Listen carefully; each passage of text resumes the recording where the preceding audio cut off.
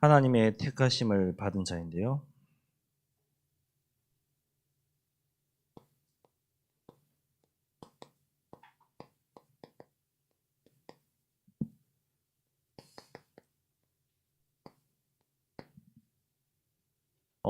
이번 주부터 시작되는 데살로니가에 대해서 우리가 조금 알 필요가 있습니다.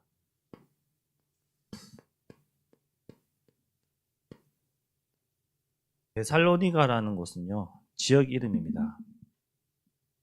데살로니가는 로마로 통하는 중요한 길목 가운데 자리 잡고 있는 지역이었어요. 그러다 보니까 군사적으로도 상업적으로도 아주 중요한 길목에 있었죠.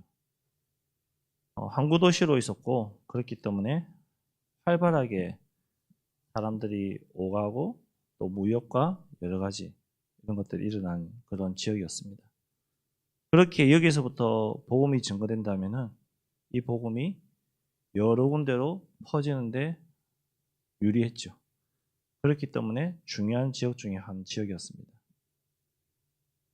데살로니가를 기록하게 된 배경이 바울 서신 중에 첫 서신이었습니다. 바울이 기록한 서신서 중에 첫 번째로 기록한 서신이었어요. 51년경에 2차 선교 여행 때 바울이 고린도에서 데살로니가를 생각하면서 기록한 첫 서신이었습니다. 바울이 왜 데살로니가에서 기록하면 되는데 고린도에서 그렇게 기록을 했냐 생각하면서 바울이 갑작스럽게 떠나게 된 이유가 있었죠.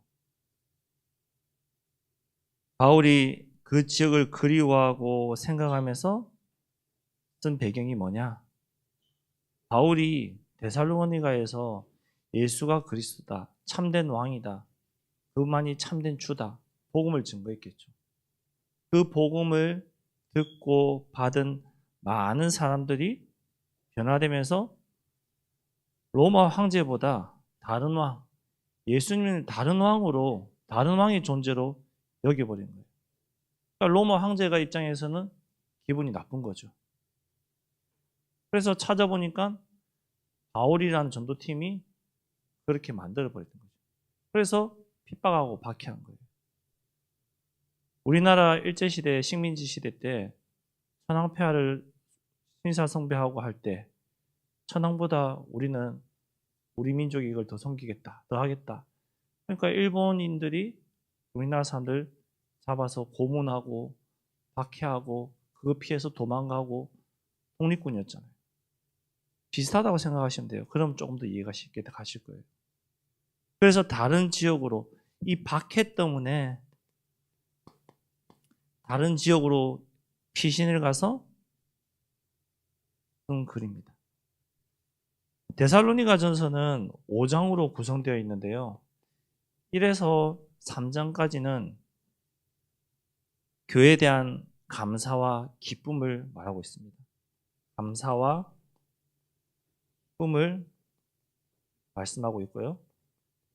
4에서 5장은요. 종말론과 하나님을 기쁘시게 하는 삶을 말하고 있습니다. 하나님을 기쁘게 하는 이 삶을 말하고 있습니다. 우리가 말세 시대잖아요, 지금 재림의 말세 시대거든요. 이 시대에 내가 어떻게 살아야 하는지 여기에 대한 답과 도전을 주는 서신이 바로 우리가 지금부터 말씀으로 통해서 들을 데살로니가 전서인 것입니다. 그럼 데살로니가 전서에서 우리가 첫째 주에 이번 주에 받은 말씀 제목대로 하나님의 이 택함을 우리는 받은 자들이거든요. 그러면 내가 어디에 있었기에 하나님의 택함을 받았느냐? 과연 난 어디에 있었기에? 나는 내 의지와 상관없이 여기에 있었어요. 근본 문제 가운데 빠져 있었어요. 내 의지와 전혀 상관없이 저주 재앙 속에서 고통당하고 살고 있었어요.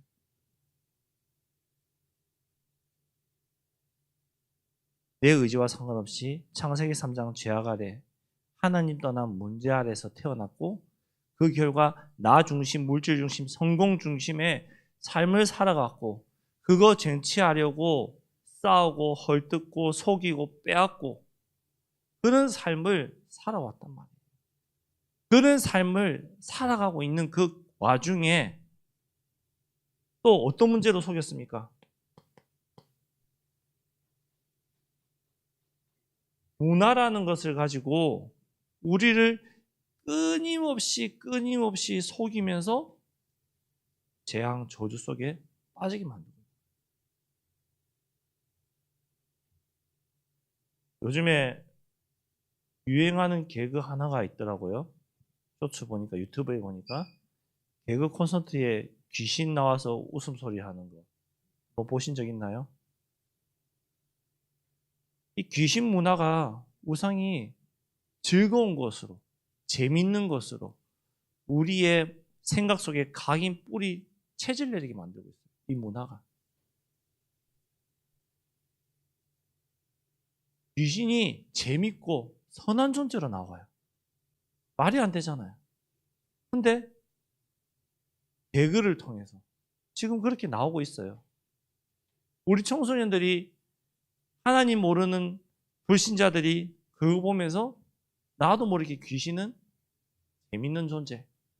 그렇게 생각 안 할 수도 있지만 그렇게 생각하고 있단 말이에요. 특히나 누가? 우리 후대들이, 초등학생들, 중고등학생들이 현장에서 전도하다 보면요, 귀신에 대해서 얘기하면은 귀신 무섭지 않대요. 어린아이한테 귀신 얘기하면은 별로 안 무섭대요. 왜? 이 문화가 그들 속에 알게 모르게 각인 뿌리 체질 내렸기 때문에. 이 문화 속에서, 재앙 속에서 고통당하는 그 가운데 살고 있는 나를 하나님 찾아오셔서 하나님 자녀 삼으신 거죠. 이 가운데서 나를 선택하신 거예요. 하나님의 자녀로. 나를 부르신 거예요. 택하신 거예요. 내 의지와 상관없이 인격적으로 찾아오셔서 나를 선택하셨단 말이에요. 그 선택을 받은 나는 누굴까요?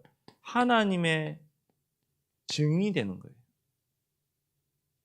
이 말은 복음의 증인이 된다는 소리죠. 선택받은 나는. 오늘 본문에 보니까 데살로니가전서 1장 2절에 보니까 뭐라고 말씀하고 있습니까?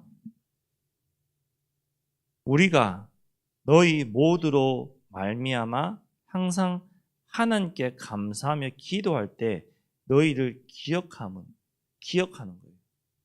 우리를 기억하는 거예요. 감사했다는 것은요, 하나님이 나와 교회를 지켜주심에 대한 감사를 말하는 거예요. 하나님이 나를 지켜주시고 우리 교회를 지켜주심에 대한 감사를 말하는 거예요. 또한 떨어져 있어도 전도자의 기도 속에 있다는 것이 축복이고 감사의 이유인 것이에요. 전도자의 근심거리가 아닌 기쁨이요, 행복이요, 기도 속에 있다. 그 사람은 축복받은 자입니다. 그 사람은 하나님이 반드시 사용하는 자입니다. 저와 여러분이 전도자의 근심이 아니라 기쁨이요, 감사요, 행복의 기도 속에서 늘 있기를 바랍니다. 그 증인이 저예요. 전도자의 기쁨 속에서, 기도 속에서 자라왔기 때문에 제가 이 자리에 있었던 거예요. 어떤 이유로든지 전도자의 기도 속에 있다면 하나님은 그 사람을 응답의 자리에 반드시 세우게 되어 있습니다. 믿으시기 바랍니다. 데살로니가전서 3절에 보니까요. 1장 3절에 보니까 여기서 믿음, 사랑, 소망을 얘기하고 있어요. 믿음, 사랑, 소망은 이 세 가지 덕목은 우리 그리스도인의 모든 삶의 영역을 지배하는 매우 중요한 요소이죠. 신앙생활하는 데서 매우 중요한 거예요. 믿음의 역사는 뭡니까? 믿음 가운데서 우러나온 우리의 역사, 즉 하나님께서 그리스도 안에서 당신의 백성, 하나님의 자녀들을 구원하기 위해 행하신 구속의 역사를 말합니다. 하나님의 계획과 섭리와 작정 속에서 나를 택하시고 구원하신 그 역사를 말하는 거예요. 이러한 믿음은 필연적인 삶의 전체를 변화시키는 거죠. 우리의 삶의 전체를 여기서부터 변화시켜가는 믿음인 거예요.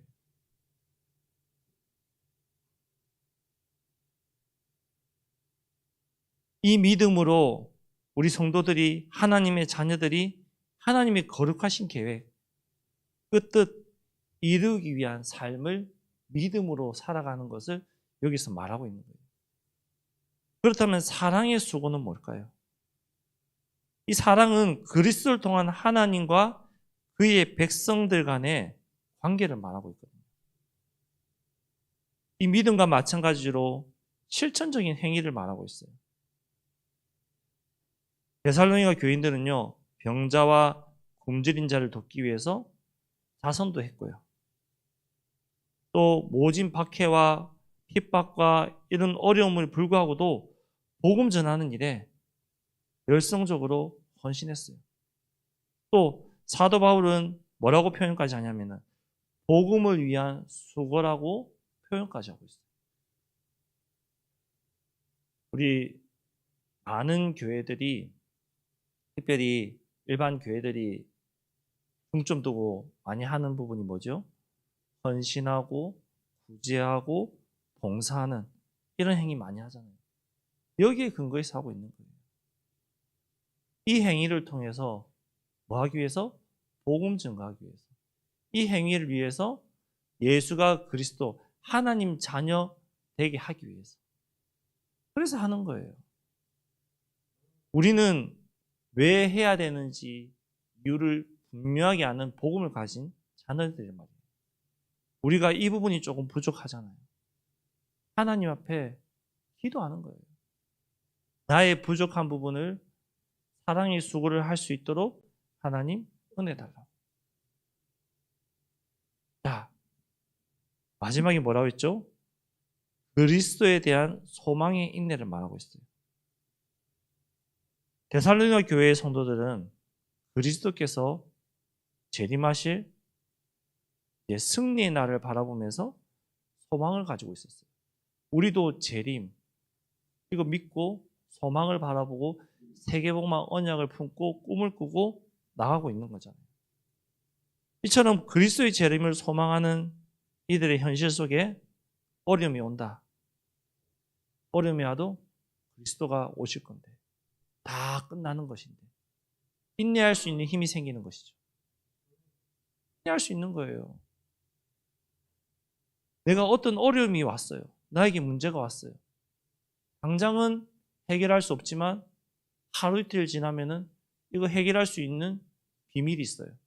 그럼 당장 나에게 어려움이 와도 인내할 수 있어요. 왜? 그거 해결할 수 있으니까. 하루 이틀만 지나면. 그 소망의 인내를 데살로니가 교인들이 가지고 있었다는 거예요. 저와 여러분도 이 소망의 인내를 가지고 하나님을 섬기는 거예요. 그리스도를 섬기는 거죠.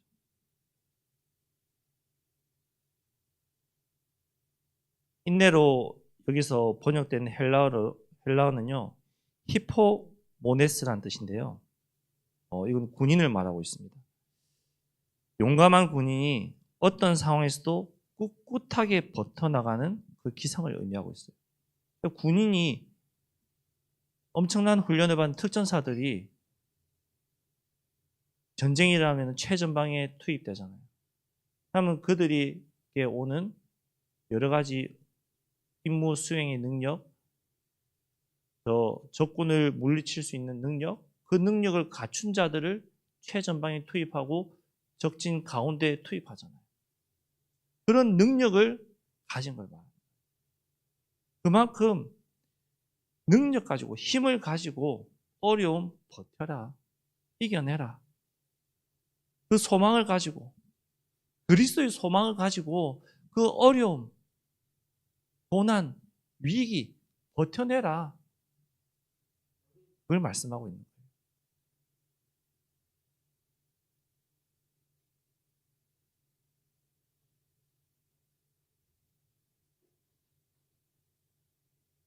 사절에 보니까 하나님의 사랑을 받은 형제라고 나와요.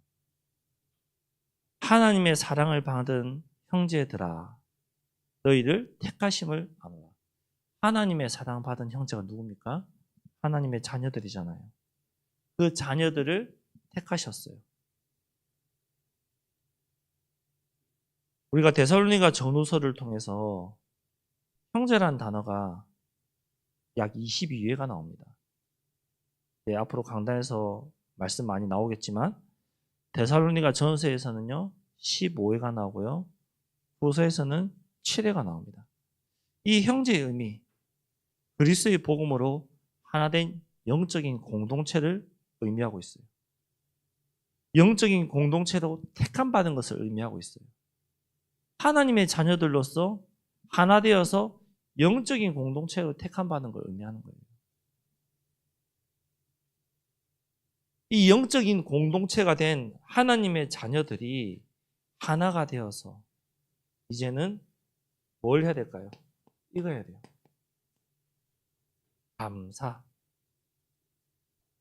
감사할 수밖에 없는 이유. 진짜 감사해야 돼요. 결론적으로 감사할 수밖에 없는 이유가 뭡니까? 이거예요. 다른 거 없어요. 내가 정말로 감사하는 이유가 일이 잘 돼서, 가정이 평안해서, 건강해서? 아니요. 하나님 자녀이기 때문에 감사하셔야 돼요. 진짜 하나님 자녀이기 때문에. 그 하나님의 자녀에게 주신 그 어마어마한 축복과 비밀과 능력과 권세를 안다면 감사할 수밖에 없죠. 왜 감사합니까?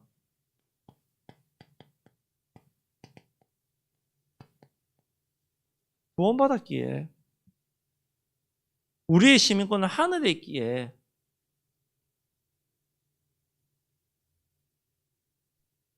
하늘에서부터 거기로부터 구원하는 자, 곧 주 예수를 기다리노니, 그 그리스도를 기다리는 마음, 재림을 기다리는 마음, 소망을 품고 인내할 수 있는 마음, 감사할 수밖에 없는 거죠. 내가 받은 구원의 은혜가 믿어지고 누려진다? 진짜로 감사할 수밖에 없어요. 구원의 은혜가 누려지지 않는다, 믿어지지 않는다, 감사가 나올 수 없죠. 절대로 감사가 나올 수 없어요. 우리가 작은 도움을 받아도 기뻐서 감사합니다, 이렇게 하잖아요. 근데 하나님의 은혜로 여기에서 정말 구원받았다, 해방받았다, 진짜 감사합니다, 나올 수밖에 없는 거예요. 또 감사가 나올 수밖에 없는 이유가 뭔지 아세요? 보혜사 성령, 그가 나를 인도하셔서 내가 비로소 그리스도의 증인이 되기 때문에 감사할 수밖에 없는 거예요. 보혜사 성령께서 나를 가르치시고 깨닫게 하시고 세밀하게 인도하시기에 감사할 수밖에 없는 거죠. 내가 잘못을 저지르고 있어요. 내가 그릇된 길로 가고 있어요. 그런데 끊임없이 내 마음에, 내 안에 하나님의 음성으로 정신 안 차릴래? 계속 그렇게 살래? 내 마음에 계속 그런 말이 들려요. 그러면 하나님의 자녀들이 하나님 뭐라 하든지 말든지 내 마음에 그런 말이 들리든지 말든지 나는 계속 내가 하고 싶은 거 하겠습니다. 이렇게 하나요? 아니잖아요.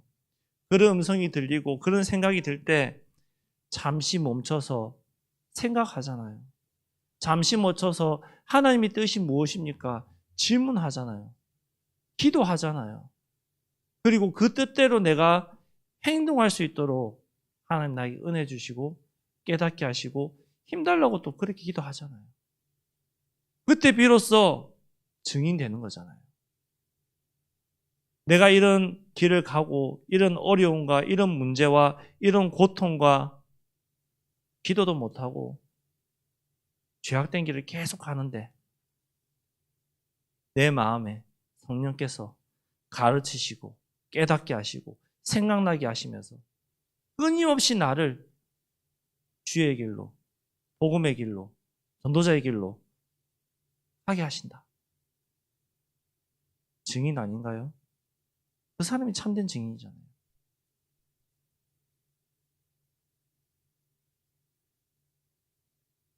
우리가 정말로 감사할 수밖에 없는 이유가요. 말씀에서 말하고 있습니다.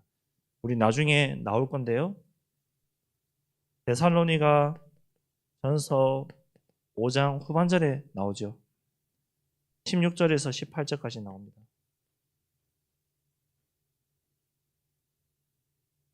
하나님의 뜻을 말하고 있어요. 뭐라고 하시죠? 항상 기뻐하라. 쉬지 말고 기도하라. 범사에 감사하라. 그러면서 이것이 그리스도 예수 안에서 너희를 하나님 자녀된 우리를 향하신 하나님의 뜻이라고 했어요.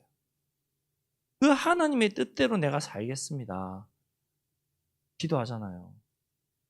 우리 주기도문 할 때 뜻이 이루어진 것 같이 하나님의 뜻, 그 뜻이 이루어진 것 같이 여기서 이 뜻은 많은 것을 내포하고 있지만 하나님 뜻이 뭡니까? 기뻐하고 기도하고 감사하는 거잖아요. 그럼 오늘 내가 얼마나 많이 기뻐하셨나요? 오늘 살아오면서 내가 쉬지 말고 기도는 얼마나 하셨나요? 범사에 감사한 삶을 살아오셨나요? 하나님 뜻이라는데 우리는 하나님 말씀대로 살겠다고 하는데 말씀에서 분명히 기뻐하라, 기도하라, 감사하라 하는데 내가 정말로 기뻐하고 기도하고 감사한 삶 오늘 살아오셨나요? 질문해 봐야 되겠죠. 이 뜻대로 살기 힘들다는 거 알아요. 안 된다는 거 알아요. 왜? 저도 안 되니까. 그렇기 때문에 끊임없이 우리는 하나님 앞에 매달려야 되는 거예요. 끊임없이 나를 하나님 앞에 내려놔야 되는 거예요. 끊임없이 하나님의 택함을 받은 자로서 하나님이 택하신 그 이유대로 살도록 나를 하나님 앞에서 강구하셔야 되는 거예요.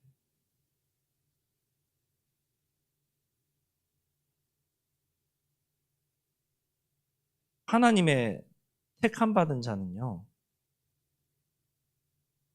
원망하지 않습니다. 불평하지 않습니다.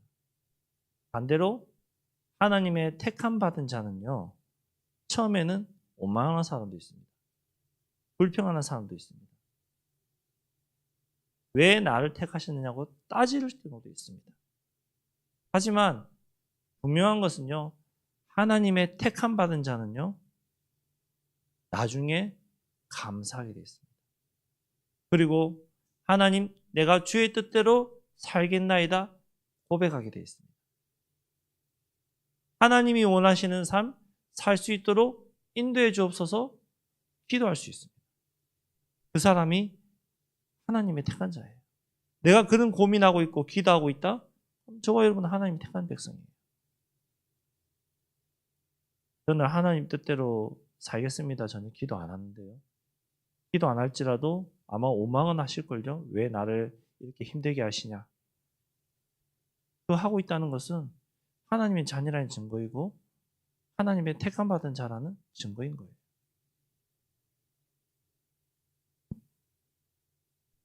결론적으로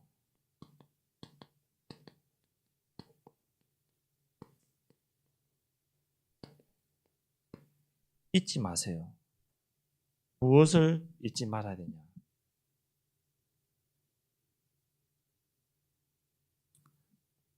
정체성이에요. 예전에 정말로 많이 썼죠, 이 단어. 정체성. 내가 누구냐? 내가 누구냐? 잊지 마세요. 나는 기도도 잘 안 되고 하나님도 잘 안 믿어지는데요. 괜찮아요. 그런 하나님 자녀인 거예요. 정체성이에요. 나의 현재의 영적 상태인 거죠. 그렇지만 변함없는 건 뭔지 아세요? 이거예요. 하나님 자녀라는 사실. 이거는 절대로 변함없어요. 우리 랩런트들하고 다락방 하면요. 현장에서 만나면요. 저는 이것만 확인해요. 다른 거 안 해요. 이것만 딱 확인해요. 맨날. 그렇게 항상 얘기하는데 물어보면은 뭐라 하는지 아세요? 몰라요. 이렇게 해요. 몰라요. 그래도 괜찮아요. 그래도 너는 하나님 자녀. 한 번 하나님 자녀는 영원한 하나님 자녀. 그 정체성 잊지 마세요. 부족한 하나님 자녀. 가진 하나님 자녀. 다 하나님 자녀인 거예요. 그 하나님 자녀에게 뭘 주신지 아세요? 하나님은 능력을 주세요. 하나님 자녀들에게만. 불신자들에게는 하나님 능력 안 주세요. 하나님 자녀들에게 어떤 능력을 주시냐? 두 군데를 보겠습니다. 마가복음 16장 17절에서 18절. 제가 읽어드릴게요. 믿는 자들에게는 이런 표적이 따르니 곧 그들이 내 이름으로 귀신을 쫓아내며 새 방언을 말하며 뱀을 집어 올리며 무슨 독을 마실지라도 해를 받지 아니하며 병든 사람에게 손을 얹은즉 나으리라 하시더라. 이 능력을 주신댔어요. 어마어마한 능력이죠. 저와 여러분이 그리스도 이름을 믿는 그 능력을 가지고 병든 자에게 가서 손을 얹고 기도하면은 그가 나음을 입는 데 하나님의 능력이. 하나님의 말씀은 살았댔잖아요. 활력이 있어 좌우에 날선 어떤 검보다 예리하여 혼과 영과 관절과 골수를 찔러 쪼갠다면서요. 그 살아있는 하나님의 말씀의 능력을 누구에게 주느냐? 하나님의 자녀들에게 주는 거예요. 그 하나님의 자녀들에게는 누가복음 10장 19절에 이 능력도 있어요. 내가 너희에게 뱀과 정갈을 밟으며 원수의 모든 능력을 제할 권능을 주었으니 너희를 해칠 자가 결코 없으리라. 여러분, 이런 교회 바닥에 바퀴벌레 이만한 것만 기어가도 우리 랩런트들 난리 나는데 뱀이 기어다닌다 생각해 보세요. 그 뱀을 밟을 수 있는 힘이 있다 생각해 보세요. 그 힘. 우리 어른들은 뱀 잡아보신 분들은 잡을 수 있지만 여기 있는 아이들 잡을 수 있을까요? 아, 소리 지르고 난리 날걸요. 그렇죠? 근데 그 뱀을 정갈을 밟을 수 있는, 받을 수 있는 그 능력을 하나님 자녀에게 주신다. 왜? 자녀니까. 다른 이유가 없어요. 자녀니까 주시는 거예요. 자녀니까. 이 능력을 주시면서 뭐라고 말씀하셨죠? 세상 끝날까지 내가 너희와 항상 함께 있겠다고 했어요. 그 능력이 세상 끝날까지 너희에게 있도록 내가 함께하겠다. 무엇 때문에요? 전도 선교 때문에. 다른 이유가 없는 거예요. 말씀을 정리하겠습니다. 제목을 잘 기억하세요. 하나님의 택하심을 받은 자. 누굴까요? 하나님 자녀들이죠. 그 하나님의 자녀에게는 하나님이 증인되게 만드신대요. 하나님 자녀로서 세상을 정복하고 다스려야 되니까 그 정복하고 다스릴 수 있는 증거를 우리 개개인에게 주신다고 말씀하고 있습니다. 그러면서 뭐라고 하죠? 인내하라고 하죠. 그냥 인내가 아니라 그냥 맹목적인 기다림이 아니라 언약을 잡고 장차 오실 그리스도 재림주를 기다리는 그 인내를 하라. 그러면서 뭐라고 하죠? 감사라는 거죠. 하나님의 뜻이니까 감사라는 거예요. 내가 누구인지 잊지 마시고 하나님의 능력이 나에게 있다는 거 잊지 마시고 그 능력으로 우리가 현장을 정복하고 다스리고 현장을 변화시키는 응답의 주인공 되기를 그리스도의 이름으로 축복합니다. 기도하겠습니다. 하나님 감사합니다. 하나님의 택하심을 받은 하나님의 자녀들이 마음과 생각과 중심을 다해서 하나님만 바라보게 하시고 하나님의 은혜를 구하게 하시고 믿음의 역사, 사랑의 수고, 소망의 인내를 가지고 내가 누구인지 잊지 않도록 역사하여 주옵소서. 하나님 정말 복음의 이 비밀을 하나님이 나에게 주신 이 능력을 믿지 않는 자들에게 현장에 선포하는 빛을 비추는 전도자들의 발걸음 되게 역사하여 주옵소서. 특별히 연약한 성도님들과 낙심되어 있는 하나님의 자녀들, 질병 가운데 있는 어려움이 있는 주의 백성들에게 이 밤에 성령으로 충만케 하시고 하나님의 능력이 임하는 밤 되게 역사하여 주옵소서. 예수 그리스도 이름으로 기도드렸습니다. 아멘.